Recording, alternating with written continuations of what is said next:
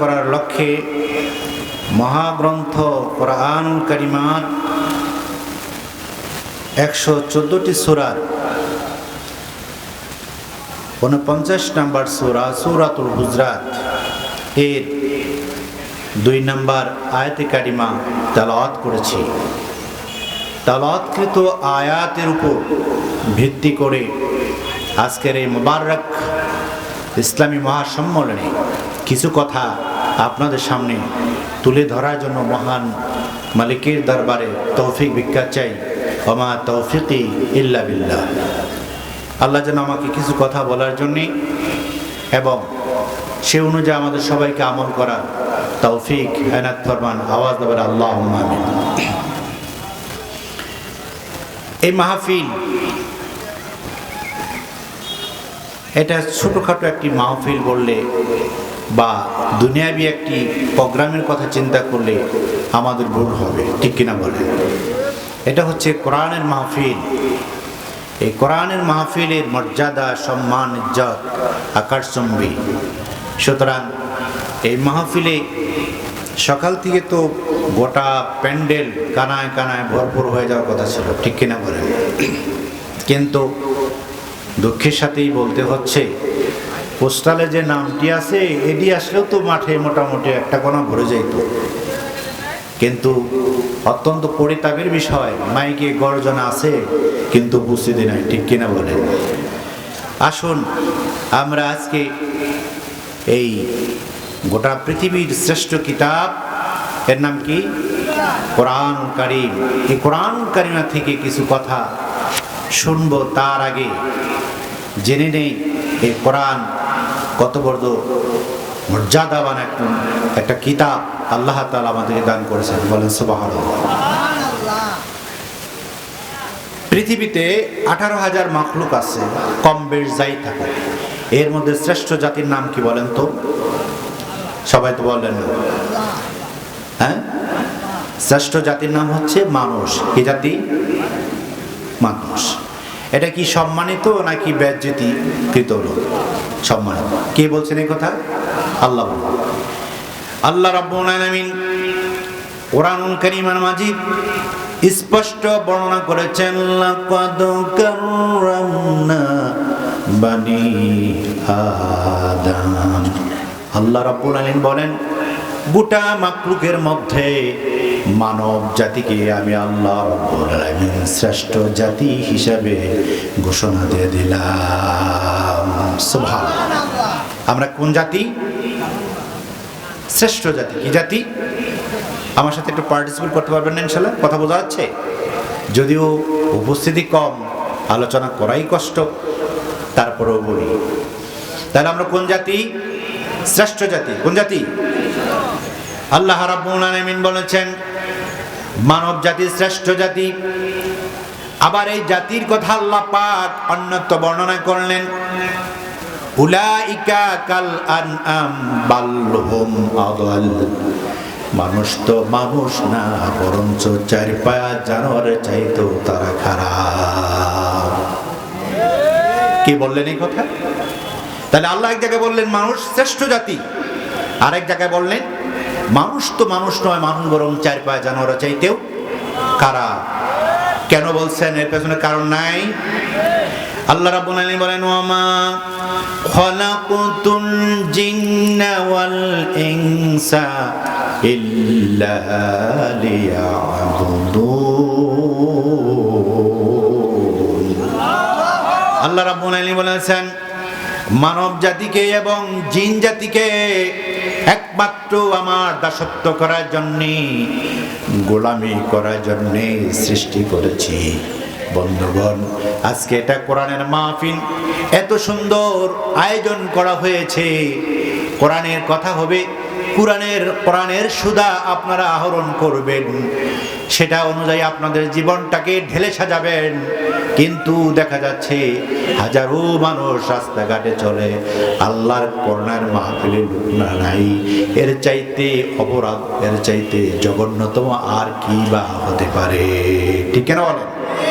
প্রিয় ভাই সব, এই জন্য আমি আপনাদের জ্ঞাতদার্থে বলি, তাহলে আমরা বললাম শ্রেষ্ঠ জাতি হলাম আমরা, ঠিক কিনা বলেন? পৃথিবীতে যত নবী কিংবা রসুল এসেছেন, সমস্ত নবী এবং রসুলের মধ্যে শ্রেষ্ঠ যে রসুল, তার নাম কি? একটু আওয়াজ দা বলেন দেখি। আমাদের নবী জনাবে মুহাম্মদুর রাসূলুল্লাহ সাল্লাল্লাহু আলাইহি ওয়াসাল্লাম। এখন আপনাদের বিবেকের কাছে আমার প্রশ্ন হলো, এই যে 18,000 মাখলুকাতের মধ্যে শ্রেষ্ঠ বানালেন আমাদেরকে, 1 লক্ষ কিংবা 2,24,000 পয়গম্বর কম বেশ যাই হোক না কেন, এর মধ্যে শ্রেষ্ঠ নবী যিনি আমাদের, তিনাকে আমাদের নবী হিসাবে পাঠিয়েছেন, ঠিক কিনা বলেন? পৃথিবীতে যত কোনো কিতাব আল্লাহ প্রেরণ করেছেন, তাওরাত, জবুর, ইনজিল, কোরআন সহ 100 সহিবা কিতাব সহ সর্বমোট 104খানা কিতাব গোটা মানব জাতির কল্যাণের জন্য আল্লাহ প্রেরণ করেছেন। এর মধ্যে শ্রেষ্ঠ যে কিতাব, তার নাম কি? আওয়াজ দিয়ে বলেন দেখি। তার নাম কি? আওয়াজ দিয়ে বলেন।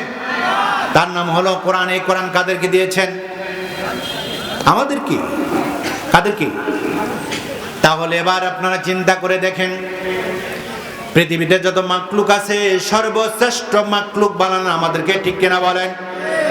পৃথিবীতে যত নবী কিংবা রসুল প্রেরণ করেছেন, তার মধ্যে সর্বশ্রেষ্ঠ রসুল দিয়েছেন কাদেরকে বলেন? আমাদেরকে। পৃথিবীতে যত কিতাব দিয়েছেন, এর মধ্যে শ্রেষ্ঠ কিতাব কাদেরকে দিয়েছেন?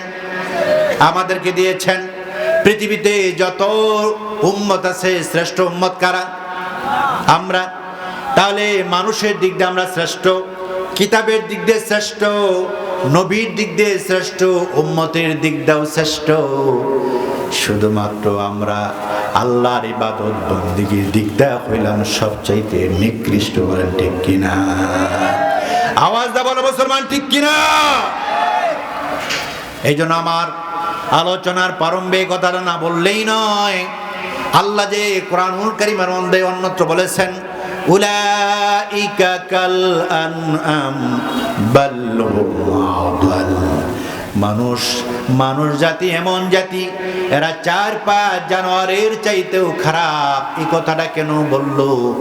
আমার মাঝে মাঝে মনের মধ্যে খটকা লেগে যেত, কিন্তু মুসলমানদের এমন কার্যকলাপ দেখে মনে হয় আসলে তো আল্লাহ তাআলা এমনি এমনি বলে নাই, ঠিক কিনা বল? প্রিয় ভাই সব আমার, আল্লাহ রাব্বুল আলামিন আমাদেরকে সৃষ্টি করেছেন, আর সে আল্লাহর গোলামি যদি করি, আল্লাহর ইবাদত বন্দেগী যদি আমরা করি, আর রাসূলকে যদি মহব্বত করি, ভালোবাসি, বন্ধুগণ, আল্লাহ আমাদের উপর খুশি হবেন নাকি বেজার হবেন? জোরে বলেন, বেজার হবে না খুশি হবেন? আল্লাহ পাক বলেন, ইন্নাল্লাযীনা ক্বালু রাব্বুনাল্লাহ।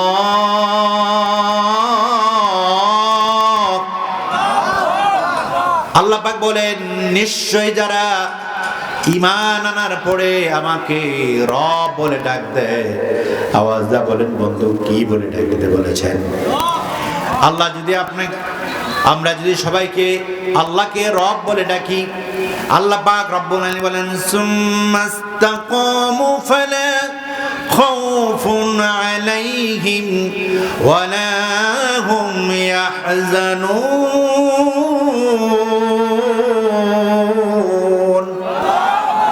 আল্লাহ রাব্বুল আলামিন বলেন, গোলাম শোনো, আমার প্রতি ঈমান আনার পরে যদি আমাকে রব বলে মানো, আমার দাসত্ব করো, আমার গোলামি করো, সুম্মাস্তাকামু ফালা খাউফুন আলাইহিম ওয়ালা হুম ইয়াহজানুন।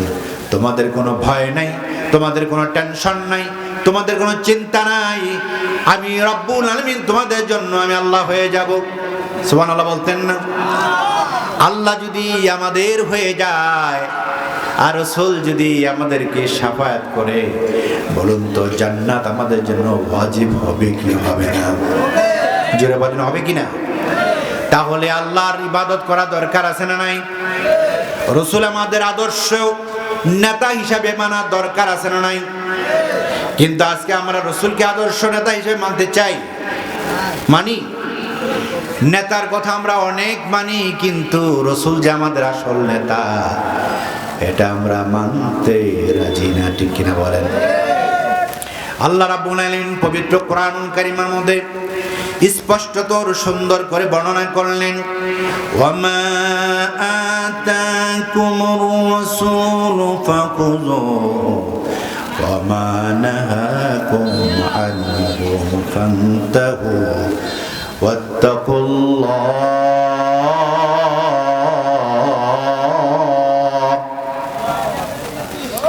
আল্লাহ রাব্বুল আলামিন বলেন, ওয়ামা আতাকুমুর রাসূলু ফাখুযুহু ওয়ামা নাহাকুম আনহু ফান্তাহু।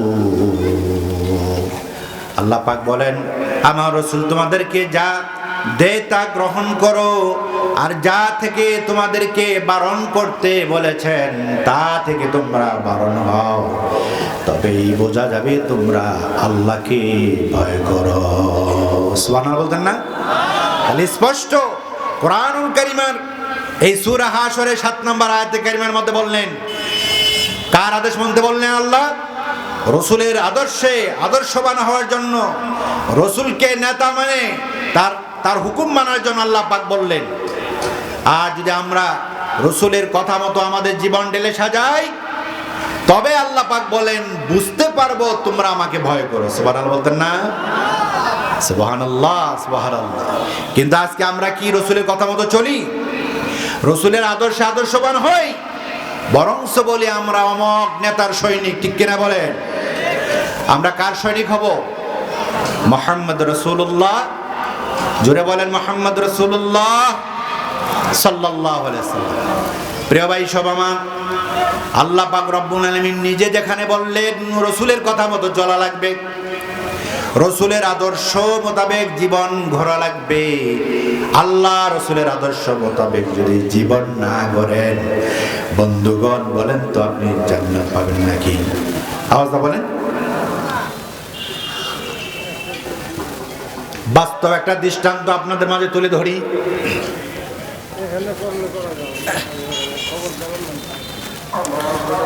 আমরা একটু বিরতি নেই, আজানটা শেষ হোক।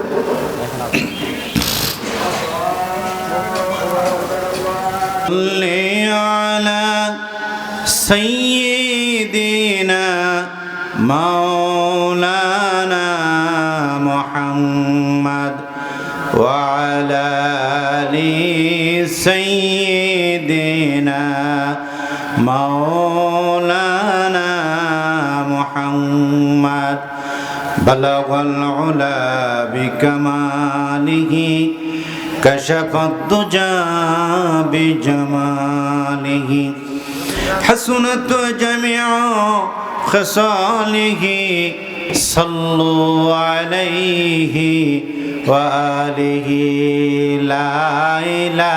আমার মসজিদে নেতা হিসেবে মানতে হবে, কিন্তু তোমরা সেটা মানলে না। তোমরা বিভিন্ন রকমের উল্টাপাল্টা লোককে তোমরা আদর্শের নেতা বানালা, রসুলকে তোমরা বানালে না। আর কিয়ামতের ময়দানে যদি বলো আল্লাহ রসুলের উম্মত হয়ে আমি জান্নাতে যেতে চাই, বলুন তো বন্ধু জান্নাতে কি যাওয়া সম্ভব হবে নাকি? আওয়াজটা বলেন, সম্ভব হবে? এই জন্য আমার জীবনের শুরু লগ্ন থেকে মৃত্যু পর্যন্ত রসুলের আদর্শ মোতাবেক আমাদের জীবনটাকে ঢেলে সাজাতে হবে। এর বাইরে যদি চিন্তা করি, আল্লাহর কসম করে বলি রে গোলাম, আল্লাহর জান্নাত তোমাদের কপালে নসিব হবে না। ঠিক কিনা বলেন? এরপরে যদি আপনি রসুলের আদর্শ মোতাবেক জীবন করেন, তাহলে বলবেন নবী আমার মুহাম্মদ রাসূলুল্লাহ সাল্লাল্লাহু আলাইহি সাল্লাম কবরের জগৎ পার হয়ে গেলেন, হাসরের ময়দানে যেদিন উদ্ধার হবেন, ওই সময় নবীজি কে লাগবে কি লাগবে না? জোরে বলেন। আহারে আমার নবী জনাবে মুহাম্মদুর রাসূলুল্লাহ সাল্লাল্লাহু আলাইহি সাল্লাম এমন দয়াল নবী, কিয়ামতের ময়দানে লক্ষ লক্ষ কোটি কোটি বিলিয়ন মিলিয়ন মানুষের মাঝে সমস্ত নবীরা পাগল পারাপার হয়ে যাবে। হাসরের ময়দানে লোকগুলা বলবে আমাদের আদি পিতা আদম আলাইহিস সালাম কোথায়, তার কাছে যাই। আদমের কাছে যাই বলবে, আদম তুমি হলে আমাদের আদি পিতা হযরত আদম আলাইহিস সালাম। হাসরের ময়দানে এত পরিমাণ কষ্ট হচ্ছে, আমাদের টিকে থাকা যাচ্ছে না, তুমি মেহেরবানি করে কপালে যাই হয় হবে, তুমি একটু আল্লাহর কাছে বলো বিচার কাজটা শুরু করে দেওয়ার জন্য। আদম আলাইহিস সালাম বলবে, আজকে হাসরের ময়দানে আমার এমন একটা ভয়ানক অবস্থা তৈরি হয়ে গেছে, আমার দ্বারা আল্লাহর সামনে যাওয়া সম্ভব না, তুমি যাও হযরত মূসা আলাইহিস সালামের কাছে। মূসা আলাইহিস সালাম বলবে, ও আল্লাহর বান্দারা হাসরবাসী, তোমরা আমাকে বলো না আমার দ্বারা সম্ভব না, তোমরা যাও ঈসা আলাইহিস সালামের কাছে। এইভাবে সমস্ত হাসরবাসী মানুষগুলো দৌড়াইতে থাকবে, শেষ পর্যন্ত বলবে, আজকে হাসরের ময়দানে আমাদের নবী জনাবে মুহাম্মদ রাসূলুল্লাহ সাল্লাল্লাহু আলাইহি সাল্লাম ছাড়া আল্লাহ রাব্বুল আলামিনের সামনে কথা বলার মতো সাহস হাসরের ময়দানে আর কেউ নাই। ভাইরা আমার, ওই হাসরের ময়দানেও দেখা গেল আমার নবী ছাড়া দ্বিতীয় কোনো চিন্তা করার সুযোগ আছে? হাসরের ময়দানে মানুষগুলো পানি পানি করবে, পানির তৃষ্ণায় হাহাকার হয়ে যাবে। হাসরের ময়দানে হাউজের কাউসারের মালিক কাকে আল্লাহ বানিয়ে দিয়েছেন? ইন্না আ'তাইনাকাল কাউসার। পড়ছেন আপনারা? পড়ছেন এটা? পড়েন তাহলে আমার সাথে, ইন্না আ'তাইনাকাল কাউসার ফাসাল্লি লিরাব্বিকা ওয়ানহার। আল্লাহু আকবার। আমার প্রাণের বন্ধুগণ, তাহলে বোঝা গেল বিশ্ব নবী জনাবে মুহাম্মদুর রাসূলুল্লাহ সাল্লাল্লাহু আলাইহি সাল্লাম হাসরের ময়দানে পানি পান করাবেন। আমার নবী যদি হাসরের ময়দানে পানি না দেন, বন্ধুগণ একটি গোলাম কি হাসরের ময়দানে পানি পাবে নাকি? বলেন, আওয়াজ পাবে? আমরা ওইদিকে মনোযোগ না দেই। কোরআনের কথা হচ্ছে, হুজুর আসছেন, এখনই চলে আসবেন স্টেজে। তার আগে যদি স্টেজের সামনে আপনাদের মুষ্টিবয় লোক দেখে হুজুরের মন খারাপ হয়ে যাবে, আর আমি বা কি জবাব দেবো, আমি টেনশন করতেছি। আল্লাহর রাস্তে বলি, আপনাদের হাতে পায়ে ধরে বলি, যারা রাস্তা আছেন প্যান্ডেলের ভিতরে চলে আসেন। পিসা হুজুর কেবলা এখনই চলে আসবেন, অলরেডি ল্যান্ড করতেছেন, হেলিকপ্টার ল্যান্ড করতেছেন, এখনই চলে আসবেন। অতএব আপনারা এদিক সেদিক না ঘোরাফেরা করে গোটা প্যান্ডেলকে ভরে আপনারা সুন্দর করে বসে যান। ইজ্জত রক্ষাতে বলছি, আপনারা সবাই বসে যান। প্রাণের বন্ধুগণ, বলতেছিলাম কিয়ামতের ময়দান যেদিন কায়েম হয়ে যাবে, মানুষগুলো হাহাকার করবে, পানি পানি করে করে অস্থির হয়ে যাবে। আহারে, ওই দিন পানি পাওয়া যাবে না। যদি আপনি আমি আল্লাহ রসুলের খাঁটি উম্মত হতে পারি, তাহলে আল্লাহ রসুল জনাবে মুহাম্মদুর রাসূলুল্লাহ সাল্লাল্লাহু আলাইহি ওয়াসাল্লাম আমাদেরকে পানি দিবেন। আর কোন আল্লাহর গোলাম যদি কিয়ামতের ময়দানে এক পেয়ালা পানি ভক্ষণ করতে পারে, পান করতে পারে, আল্লাহর জান্নাতে যাওয়ার আগ পর্যন্ত কোন আল্লাহর গোলামের পানি তৃষ্ণা হবে না। প্রাণের বন্ধুরা আমার, সেই নবী জনাবে মুহাম্মদুর রাসূলুল্লাহ সাল্লাল্লাহু আলাইহি সাল্লাম কি আমাদের ভালোবাসা দরকার আছে না নাই? আল্লাহ বলেন, কুল ইন কুনতুম তুহিব্বুনাল্লাহ ফাত্তাবিউনি ইউহিব্বুকুমুল্লাহ ওয়া ইয়াগফির লাকুম যুনুবাকুম ওয়াল্লাহু গফুরুর রহিম। আল্লাহ রাব্বুল আলামিন কুরআনুল কারীমের এই আয়াত কারীমার মধ্যে গোটা মানব জাতিকে জানায় দিলেন, আমার বান্দারা, তোমরা যদি আমাকে ভালোবাসো, এমন দাবি করে থাকো যে আমি আল্লাহকে ভালোবাসি, আল্লাহর জান্নাতে যেতে চাও, আল্লাহর জান্নাত পেতে চাও, আল্লাহ পাক রব্বুল আলামিন বলেন একটা মাত্র মাধ্যম আছে, সেটি আর কিছু নয় রে গোলাম, সেটি হলো একমাত্র আমার বন্ধুকে তোমাদের মহব্বত করা লাগবে, ভালোবাসা লাগবে। আমার প্রাণের বন্ধুগণ, কাকে ভালোবাসবো আমরা? জোরে বলেন, কাকে? আমাদের নবী জনাবে মুহাম্মদুর রাসূলুল্লাহ সাল্লাল্লাহু তাআলা আলাইহি ওয়াসাল্লাম। আমার নবীর ভালোবাসা যদি কোন আল্লাহর আল্লাহর গোলামের মাঝে পাওয়া না যায়। আল্লাহর কসম করে বলি রে গোলাম, ওই লোকটা আল্লাহর জান্নাত কোশ্চিন কালো কোনোদিন পাবে না। প্রাণের বন্ধুরা আমার, হুজুর আসছেন, নারায়ে তাকবীর,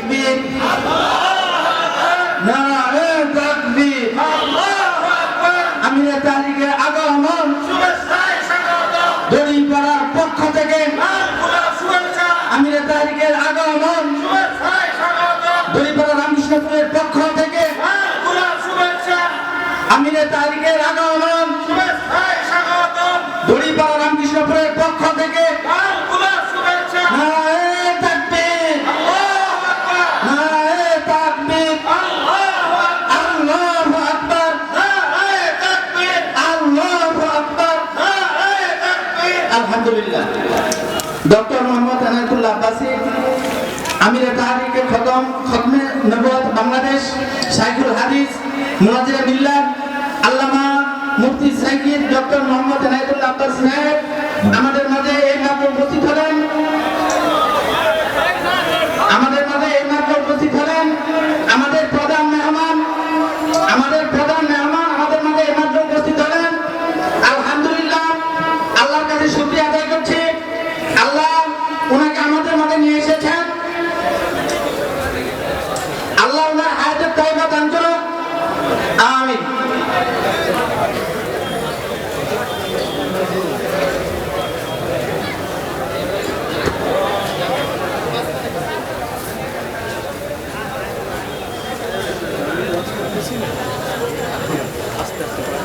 যাই না মাস্টার, এতে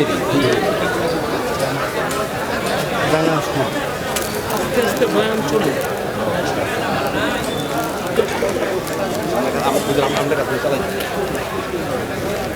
চালা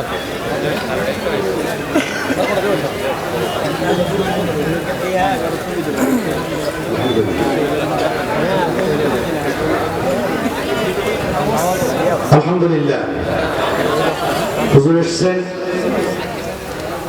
উনি নামাজ আদায় করতেছেন। আপনারা ধৈর্য সহকারে বসুন। তাহলে হুজুর ইজাজত দিয়েছেন কথা বলার জন্য। আমি আপনাদের উদ্দেশ্যে যে কথাটি বলতেছিলাম তার সারসংক্ষেপ হচ্ছে এই: আমাদের জীবনের শুরুলগ্ন থেকে মৃত্যুর আগ পর্যন্ত রাসূল আকরাম সাল্লাল্লাহু আলাইহি সাল্লামের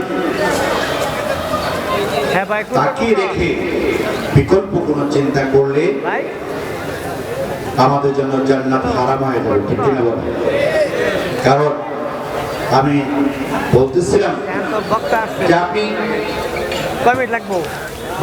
একজন অমুসলিম যদি মুসলিম হয়, প্রথমে তার কি করতে হবে? জোরে বলেন, কি করতে হবে? কালেমা পড়তে হবে।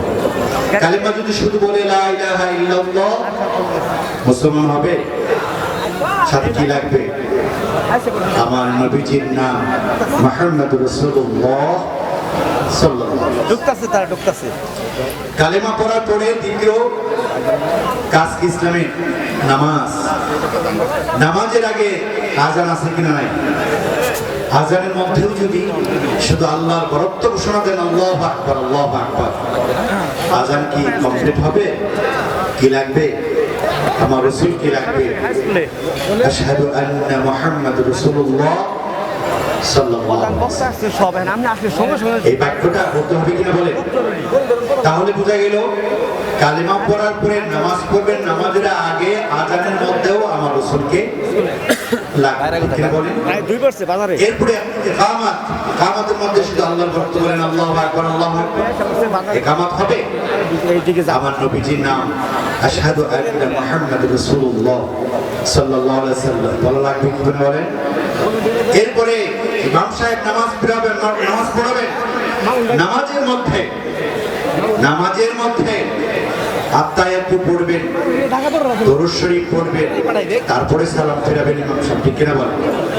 শুধু যদি আত্তাহিয়াতু লিল্লাহি ওয়াস সালাতু না বলেন তাহলে কি নামাজ হবে?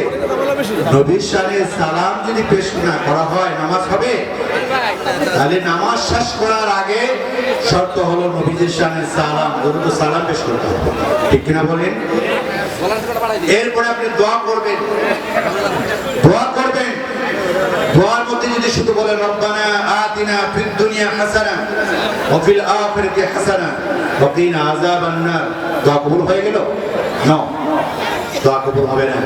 দোয়া কবুল হওয়ার পূর্ব শর্ত হচ্ছে আপনার রাসূল আকরাম সাল্লাল্লাহু আলাইহি সাল্লামের শানে সালাম পেশ করতে হবে, দরুদ ও সালাম পেশ করে এরপরে আপনার আল্লাহর কাছে দোয়া করতে হবে, তবে দোয়া কবুল হবে। তাহলে বুঝলাম কালেমা পড়তেও রাসূলকে লাগবে, আমাদের নবীকে লাগবে, নামাজের মধ্যে আমার নবীকে লাগবে, ঠিক কিনা বলেন? আযানের মধ্যেও লাগবে, ইকামতেও লাগবে। এরপরে আপনি যখন কবরে যাবেন তিনটা প্রশ্ন করবে, মার রব্বুকা ওয়া মা দীনুকা মান নবিয়ুকা। এখানেও কবরে সওয়াল জবাবের মধ্যেও আমার রাসূলকে লাগবে।